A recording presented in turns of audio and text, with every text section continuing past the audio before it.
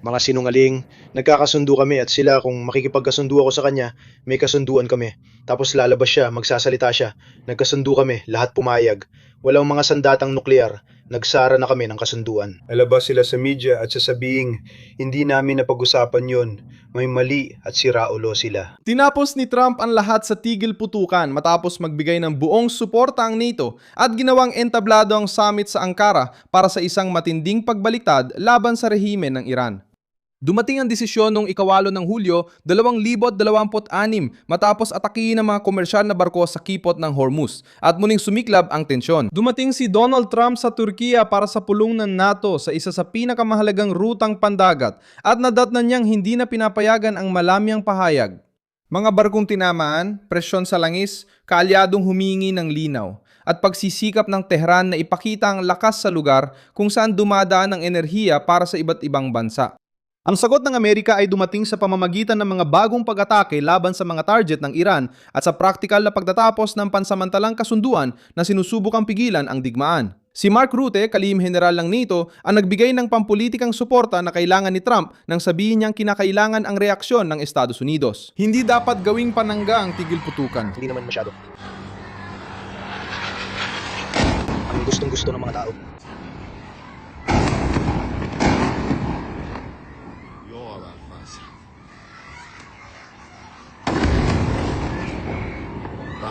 boss. Si Mark Rutte, kalihim general ng NATO, ang nagbigay ng suportang pampulitika kay Trump nang sabihin niyang kailangan ng reaksyon ng Estados Unidos. Dahil hindi pwedeng gawing panangga ng agresor ang tigil putukan para magpatuloy sa pag-atake. Hindi na lang basta diplomatikong papupulong ang Ankara, kundi naging malinaw na mensahe. Ang sinumang sumubok sa mga sibilyang barko, internasyonal na ruta at pasensya ng Amerika ay maaaring mawalan ng pwesto sa negosasyon. Ano ba talaga ang tinapos ni Trump? Bakit tumabor sa kanya ang NATO? Ikukwento ko sa iyo lahat ng yan. Kung gusto mo ng ganitong klaseng diretsyong content na walang paligoy-ligoy, mag-subscribe ka na dahil araw-araw may ganitong video dito. Ipinahayag ni Trump sa Ankara na para sa kanya tapos na ang pansamantalang kasunduan sa Iran. May tanong ka ba? Ginoong Pangulo, tapos na ba ang tigil putukan? Patay na ba ang memorandum ng pagkakaunawaan? Interesante ang tanong na yan para sa akin. Sa tingin ko, tapos na. Ayoko na silang kausap. Mga basura sila. Alam mo ba kung ano ibig sabihin ng basura? Sila ay mga basura, sila ay mga may sakit na tao. Pinamumunuan sila ng mga may sakit na tao at sila ay malulupit at mararahas na tao. Ang pahayag ay ginawa matapos ang mga pag-atake na iniugnay sa Teheran laban sa 3 barko sa kipot ng Hormuz. Contra 3 embarcações no Estreito. Hormuz. Pagkatapos ng aksyong militar ng Amerika, sinabi ng Pangulo ng Estados Unidos na ayaw na niya makipag-ugnayan sa pamunuan ng Iran. Para sa kanya, sayang lang ang negosasyon. Negosyo at paggawa ng kasunduan ng buong buhay ko bago ako naging Pangulo. Sa palagay ko, pinito rin ito, tama ba? Pero kumita ako ng maraming pera, naging matagumpay ako, napakalaki ng tagumpay ko, lahat ng ginagawa ko, nagtatagumpay ako. Nakikisalamuha ako sa kanila at sinasabi kong iba ang galawan nila. Sinungaling, mandaraya, may sakit, at sinaktan pa ang sarili nilang mga tao. Hindi ito tahimik na hiwalayan o malamig na pahayag ng opisina. Isinagawa ang pahayag sa gitna ng summit ng NATO harap ng mga kaalyado na gustong magmukhang nagkakaisa. Habang lumalala ang krisis at naapektuhan ng kalakalan, sinamantala ni Trump ang pagkakataon para ilarawan ng Tehran bilang lumalabag sa tigil putukan at bigyang katwiran ang tugon ng Amerika. At hindi nila alam, sa tingin ko hindi nila alam ang ginagawa nila, pero masasamang tao sila. Napakasasamang tao. Sa totoo lang, tingin ko ay hindi sila kompetente dahil kung magaling sila, matagal na sana silang nakipagkasundo. Parang mga 47 taon na nakalipas, kaya 47 taon na silang nagdudulot ng problema. At sila. Ang utos ay tumama sa mga estrukturang konektado sa kakayahan ng Iran na magbanta sa paglalayag.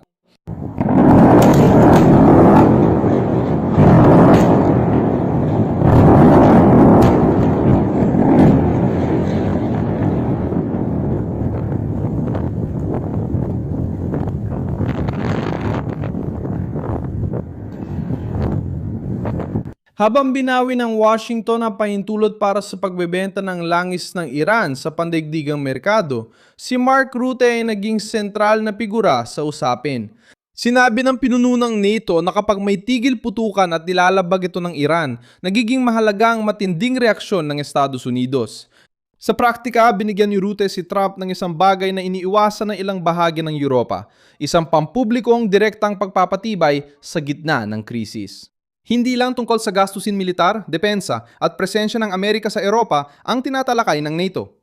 Itinulak ang alyansa sa gitna ng digmaan laban sa Iran dahil ipinakita ng agresyon sa dagat. Ang tanong, puprotektahan ba ng organisasyon ng internasyonal na kaayusan o manonood lang habang hinahayaan si Tehran na magtakda ng mga patakaran sa dagat? Ginamit ni Trump ang summit para singilin ang mga kaalyadong gustong proteksyon ng Amerika. Dahil walang totoong kapalit, Espanya ang naging tampok na target. Ayon sa Pangulo ng Amerika, inutusan niyang itigil ang kalakalan sa mga Espanyol at inakusahan ng Madrid bilang masamang kaalyado sa NATO. Lalo na ang Espanya at ilan pa, pero lalo na ang Espanya, hayagan at agresibo silang tumututol dito. Makikita natin kung magpapatuloy pa sila kapag tumawag na at nagsabing, "Pakiusap, gusto namin makipagnegosasyon, Ginoo." Malaki ang kinikita nila sa atin pero makikita natin na mas kaunti na lang ang kikitain nila. Ayoko makipagnegosyo sa kanila. Hindi nagmula sa wala ang iritasyong yun. Tumutol ang Espanya sa bagong target ng gastusin sa militar ng alyansa at hindi rin pumayag na gamitin ang mga base at impapawid nito para sa mga operasyong kaugnay ng digmaan laban sa Iran. Para kay Trump, hindi na dapat ganito ang ugali sa isang alyansang umaasa sa kapangyarihan ng Amerika. Kapag lumalaki ang banta, Gawin mo yan sa Espanya. Putulin ang lahat ng kalakalan sa Espanya. Pakiusap, pati na rin ang mga pagbisita. Tama? Ayaw na navigation magkaroon ng kahit anong kaugnayan. Panurin mo kung paano sila babalik na nagmamadali. Babalik sila, masama ang trato nila sa taong ito. naging babala sa ibang kabisera ng Europa ang presyon sa Espanya. Ipinakita ni Trump na ayaw niyang tanggapin na laging Estados Unidos ang pangunahing gumagastos. Sila ang sumasalo sa panganib militar, nagpapanatili ng nuclear deterrence at sila pa ang pinapangaralan ng mga gobyernong umiiwas kapag oras na ng pasya. Nanhako ang OTAN na itataas ang kanilang investment sa depensa hanggang 5% ng gross domestic product pagsapit ng 2035. May bahaging laan sa pangunahing depensa at may bahagi para sa seguridad, infrastruktura at paghahanda. Ang pagtaas ay hindi kusang loob ng Europa, kundi dahil itinuro ni Trump ang problema at ginawang sukatan ng katapatan ang kontribusyon sa militar. Ang Greenland ay muling napunta sa sentro ng atensyon. Iginit muli ni Trump na kontrolin ng Estados Unidos ang isla na pagmamayari ng Denmark at may sariling otonomiya. Nasiyahan ako sa NATO sa ginawa nila sa Greenland, pero hindi dahil ayaw nila tayong tulungan. Sa pinakamalaking taga-suporta ng terorismo ng Estado, nasyang Iran. Nabahala ang mga Europeo sa usaping ito, pero ipinakita rin ito kung gaano kalaki ang estratehikong tunggalian sa Arctic. Ang Greenland ay hindi lang basta yelo sa mapa. Ito ay posisyon, ruta, pagmamaanman, mga mineral at presensya sa hilagang bahagi ng planeta. Itinuturing ito ni Trump na issue ng pambansang seguridad. Mahalaga rin sa politika ang sinabi ni Ruth tungkol sa pangako ng Estados Unidos sa NATO. Sinabi niya na walang duda tungkol sa pangako ng Amerika sa alyansa, pero idinagdag niya na kailangan ng mga Europeo at mga Canadian na pantayan ang kanilang gastusin sa ginagastos ng Estados Unidos. Pero para sa sarili mo rin. Kaya kunin mo ang pagkakataon para manalo, nariyan lang yon. Ginawa mo yon sa Haya at ipinatutupad na nila. Sa Greenland, nagkasundo tayo sa Davos at sisiguraduhin ko maipatupad ang kasunduan. Dahan-dahan, maaari mong itayo ang gintong simboryo. Sa Greenland, may trilateral na pag-uusap na pinamumunuan ni Marco kasama ang mga taga-Greenland at mga taga-Denmark tungkol sa posibleng pagbabago sa katayuang konstitusyonal nila sa kaharian. Gusto ni Trump ng malalakas at kapakipakinabang na kaalyadong kayang umako ng bahagi ng pasanin. Ipinakita ng NATO ang summit bilang simbolo ng pagkakaisa. Ngunit sa Ankara, ito ay nagmula sa gulat, pressure at pagkaunawang wala ang tunay na lakas ng alyansa kung wala ang Estados Unidos. Pumasok ang China sa usapan ni Trump sa ibang paraan. Ipinayuatig ng Pangulo ng Amerika na hindi nagbigay ng kagamitan ang Beijing sa Iran at pinuri si Xi Jinping. Isang pinag-isipang desisyon. Kaya sa tingin ko, alam mo, maayos ang pakikitungo nila sa atin. Sa tingin ko, maayos ang pakikitungo ng China sa atin.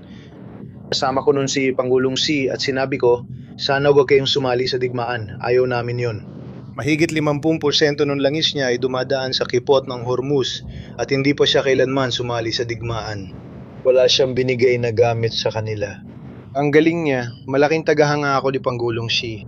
Nang sabihin niya maganda ang ginawa ni Xi, Sa puntong yon, binigyan ni Trump ng puwang na manatiling malayo ang China sa direktang pagsuporta sa rehime ng Iran. Kasabay nito, ipinapakita na ang presyon niya ay hindi laban sa lahat. Ang target ay ang rehime na umaatake sa mga barko, sumusuway sa kasunduan at nagbabanta sa pandigdigang ruta. Ipinakita ng Ankara ang papel ng Turkiya kahit may lumang tensyon sa Israel, Iran, depensang panghimpapawid at relasyon nito sa NATO. Tinrato ni Trump si Erdogan na tila malapit pero malinaw ang mensahe sa likod. Gusto ko si Erdogan, seryoso. Pulang carpet ang pagsalubong niya sa akin, mahusay siya. Pwede sana siyang sumabak sa digmaan, sabi-sabi. Gusto ko rin si Bibi. Sa tingin ko, naging mahusay na punong ministro si Bibi noong panahon ng digmaan. Pero may matitinding sinabi si Bibi kahapon tungkol sa Turkey at kay Erdogan. At sinabi ko, alam mo, kinausap ko siya at sinabi ko, pwede sana siyang sumali sa digmaan dahil hindi niya gusto ang Israel at si Bibi, pero hindi siya sumali dahil sa akin. At isa itong makapangyari ang militar, milyon-milyong sundalo. Malakas ang Turkey at marami silang gamit na kabilang sa pinakamahusay nating kagamitan. Sinubukan nilang makuha ang F-35 pero hindi nakuha. Gusto niya sanang pumasok at manatili sa kabila, kung hindi lang dahil sa akin. Pwedeng makipag-usap ang Turkey sa lahat pero hindi nila dapat hayaang gawing malayang larangan ng panggigipit ng Iran ang rehiyon.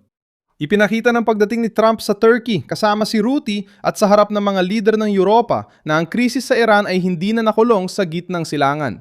Pumasok siya sa silid ng Alyansang Atlantiko, tumugon ng rehime ng Iran sa pagtatangkang palakihin ang tensyon.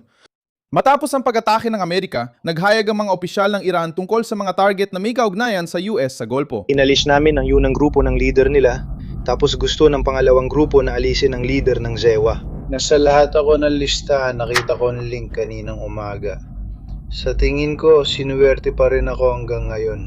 Baka hindi ito magtagal kasi ganito talaga ang takbo ng mga bagay. May magagaling tayong tao, pero sila ay masasama at may sakit. Kailangan natin tanggalin ang kanilang kanser. Alam mo ba ang dapat gawin? Pare, dapat agapan agad ang kanser. Ganito ang pakiramdam ko.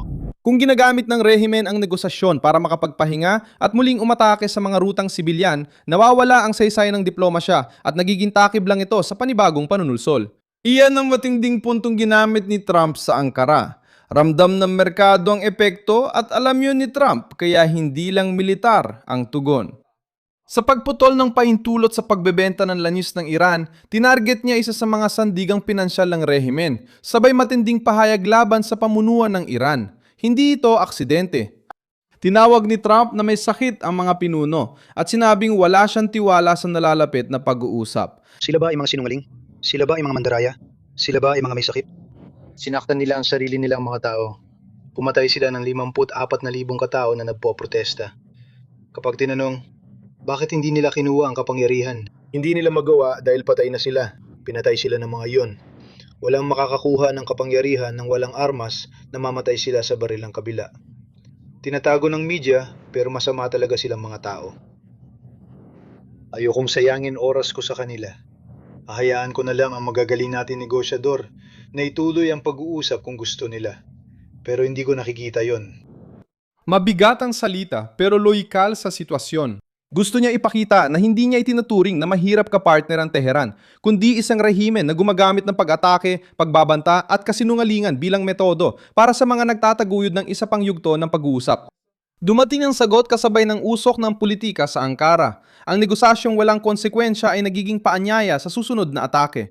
Mag-isa na lang ang Espanya na kontra sa Washington pero umaasa pa rin sa proteksyon ng Amerika. Lumabas ang China habang sinusubukang ilayon ni Trump mula sa Iran at nagsilbing entablado at tulay ang Turkiya.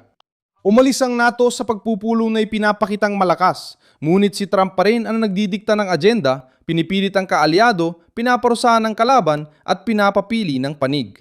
Nawala ang tigil putukan ng sinubok ng Iran ang hangganang hindi nito dapat sinubok. Hindi si Trump ang lumikha ng krisis para magmukhang malakas.